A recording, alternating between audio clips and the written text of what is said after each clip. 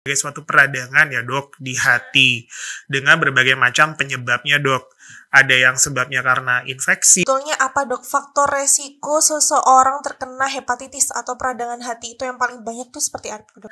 Kalau bahasa medisnya ya dok, ini adalah suatu self-limiting disease, sobat sehat. Jadi memang meskipun sobat sehat ini terkena infeksi dari virus hepatitis A. Karena kalau udah kena hepatitis tuh rata-rata orang tuh sudah terdoktrin, wah ini pasti akan dikira penyakit aneh-aneh gitu. Sebenarnya infeksi dari hepatitis itu juga bisa mengenai.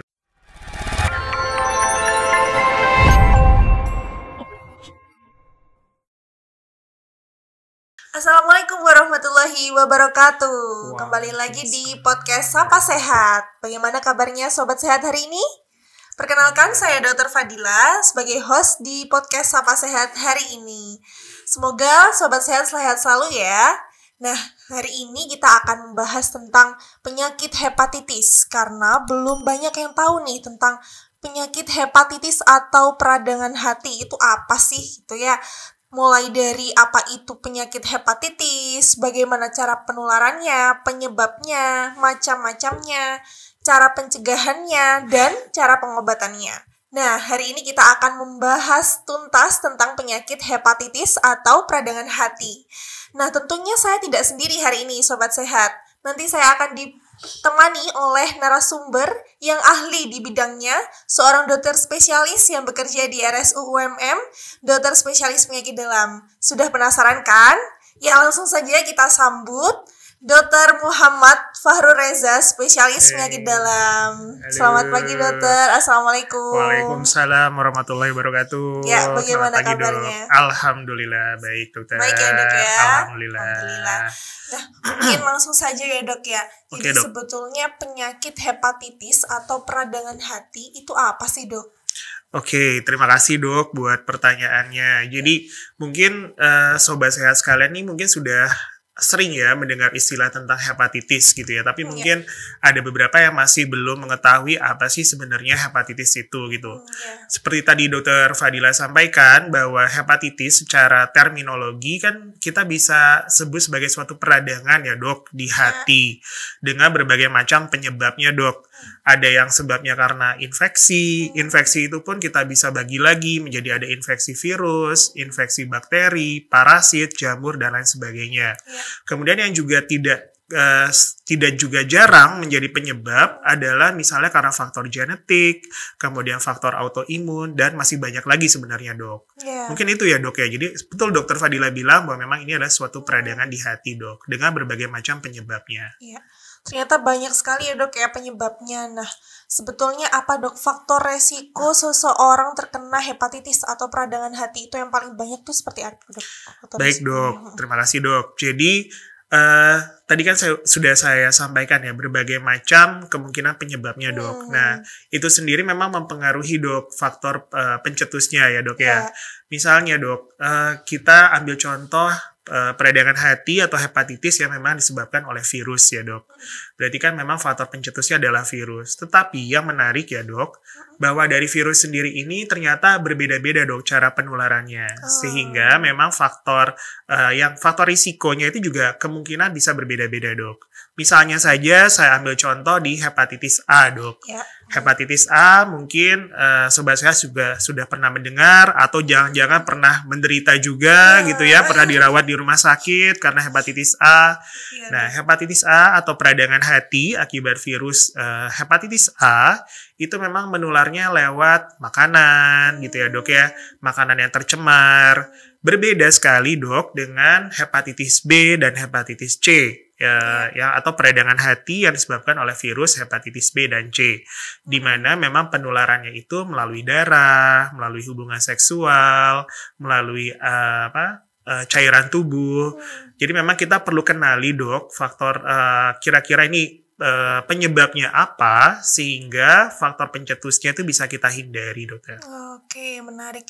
Yang menarik tadi hepatitis A ya dok ya, mungkin itu akan rentan sekali ya dok, dan kita kan juga tidak tahu apakah ini lingkungannya tercemar ataukah kotor atau tercemar dengan virus hepatitis A tadi. Nah, itu untuk pencegahannya. kita langkah-langkahnya itu apa dok sebetulnya untuk mencegah kita tertular hepatitis A ini dok? Oke, Dokter Fadila. Jadi kalau hepatitis A itu sendiri memang ini virus yang menarik ya dok. Penyakit hepatitis yang disebabkan oleh virus hepatitis A, dan ini memang kalau bahasa medisnya ya dok, ini adalah suatu self-limiting disease, sobat sehat. Jadi memang meskipun sobat sehat ini terkena infeksi dari virus hepatitis A, itu hampir 100% nanti bisa kembali sembuh dan tidak ada lagi tuh virusnya di dalam tubuh kita dok. Karena memang sistem kekebalan tubuh kita itu memang sangat sempurna gitu ya dok ya untuk bisa mengeliminasi virus ini. Nah, tadi kalau virus hepatitis A ini memang menular lewat makanan yang kotor, kemudian memang lewat, mungkin bahasa medisnya fekal oral ya dok ya. Jadi lewat mulut, kemudian yang tercemar oleh tinja ya dok ya. Tinja dari pasien yang memang positif hepatitis A. Sehingga tentu pencegahannya sebenarnya sangat mudah sih dok. Kita tinggal menerapkan PHBS ya, pola hidup bersih dan sehat. Saya rasa itu sudah sangat bisa membantu dan melindungi kita dari kemungkinan kita tertular dari virus hepatitis A. Jadi sobat sehat, yang perlu kita cermati adalah misalnya ya dok, sederhananya kita mau makan gitu ya. Ya jangan lupa cuci tangan gitu ya. Meskipun kita sebelumnya tidak menyentuh apa-apa misalnya, apalagi kalau misalnya kita sebelum makan kita sudah menyentuh barang A, barang B gitu ya dok. Tentu kita perlu untuk mencuci tangan sebelum makan. Mungkin seperti itu ya dok. Iya dok. Cuci tangannya tentu pakai sabun ya dok ya. Ya betul hanya dok. Cuma air aja ya. Ya betul dokter. Nah untuk hepatitis A ini sendiri dok, ini kan juga yang banyak sebenarnya ya dok ya, karena kan penularannya juga mungkin lebih mudah ya dok ya untuk di Indonesia ya, terutama terkait PHBS. Nah ada beberapa wacana, nah ini wacana atau bukan ya dok, mitos atau fakta ya, kalau misalnya kita bisa tertular hepatitis A itu melalui alat makan dok. Nah ini kan juga rame banget nih dibicarakan di hepatitis A, nah seperti itu dok, bagaimana dokter? Baik, jadi dokter, kalau misalnya virus hepatitis A, sebenarnya kalau misalnya dia sudah di luar tubuh, dia tidak akan bertahan lama ya dok. Kecuali memang misalnya dia ditularkan langsung dari orang yang memasak makanan tertentu, kemudian makanan tersebut langsung dimakan, itu sangat mungkin itu tertular dok. Tetapi kalau misalnya dia istilahnya menempel di alat makan, itu kemungkinan besar sih tidak dok, karena dia akan keburu mati ya dok ya kalau misalnya berada di luar tubuh gitu dok. Apalagi kalau misalnya alat makannya sudah dicuci dengan baik gitu dok, insya Allah sih tidak akan menular dokter. Oh jadi itu mitos ya dok ya, iya, kalau dok. melalui alat makan. Iya. Nah, sobat sehat kita sudah tahu nih kalau itu adalah mitos. Nah, seperti itu. Nah selanjutnya mungkin dari dokter Reza, apakah ada tips dan trik dok, nah tentang pencegahan, bagaimana sih kita biar tidak terkena hepatitis ini dok? Oke. Jadi tentu Dokter Fadila, supaya kita tidak terkena hepatitis atau meminimalkan resiko terkena hepatitis, tentu kita perlu memperkuat sistem imun kita ya dok. Baik itu kita memang menerapkan pola hidup sehat, makan makanan yang bergizi, kemudian menerapkan misalnya cuci tangan sebelum dan sesudah melakukan sesuatu gitu ya dok. Kemudian jangan lupa pada beberapa kondisi hepatitis yang memang dia menular, misalnya hepatitis B dan C yang memang dia disebabkan karena penularan cairan tubuh, itu kan memang ada faktor resikonya ya dok, terutama dia lebih tinggi pada orang-orang dengan populasi tertentu. Misalnya kita dok, pekerja kesehatan. Tentu yang bisa kita lakukan sebagai pekerja kesehatan adalah misalnya kita melakukan vaksinasi dok, vaksinasi hepatitis B, dan itu perlu kita ulangi dalam jangka waktu tertentu supaya kita memang memiliki perlindungan. Karena kita kan berisiko ya dok ya, berisiko tertular selama pekerjaan kita. Mungkin seperti itu sih dok.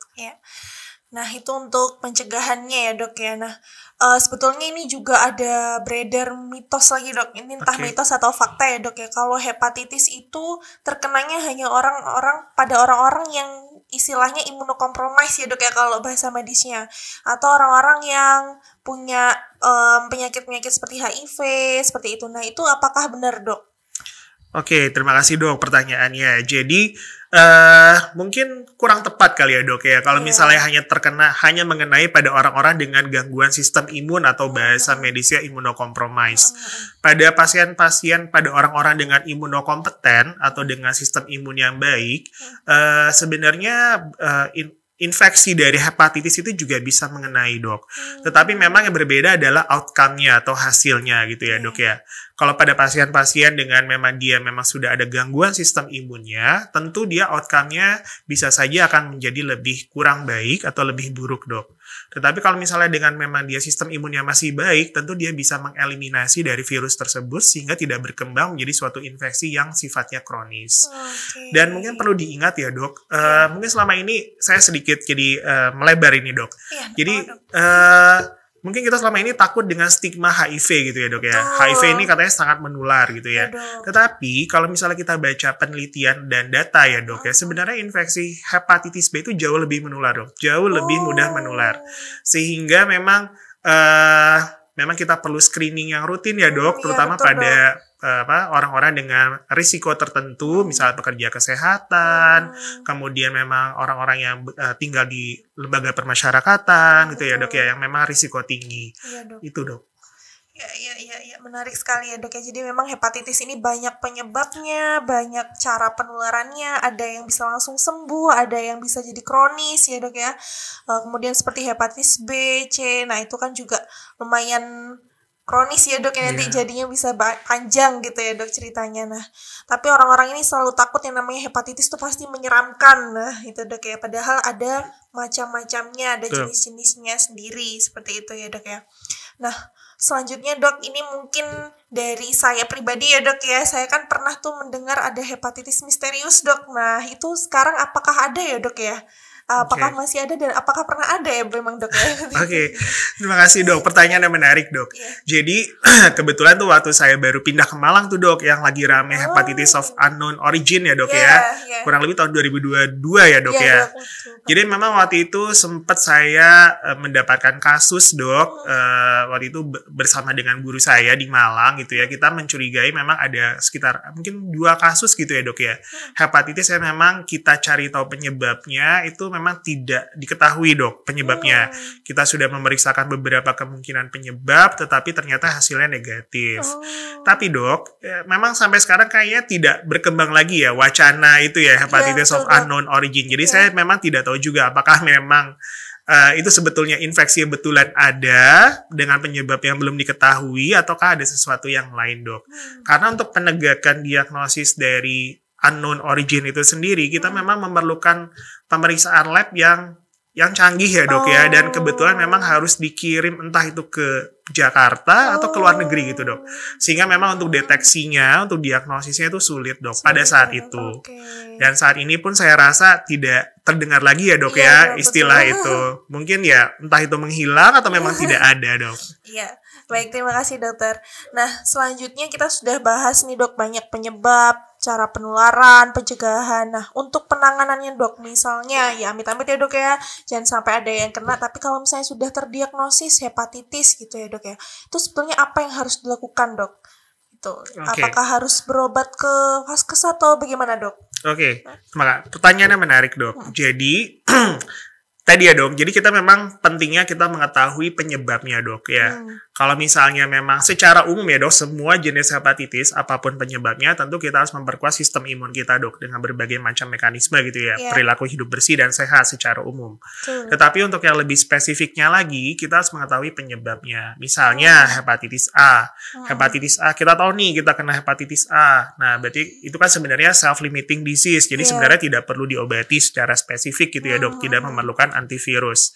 Beda cerita dok kalau misalnya dengan hepatitis B, hepatitis C. Tetapi selain kita mengetahui penyebabnya, yang paling penting adalah kita mengetahui ini sifatnya akut atau kronis dok. Karena yang berbeda gini adalah durasi waktunya dok ya. Kalau akut dia kurang dari 6 bulan dia positif. Kalau kronis dia lebih dari 6 bulan positifnya.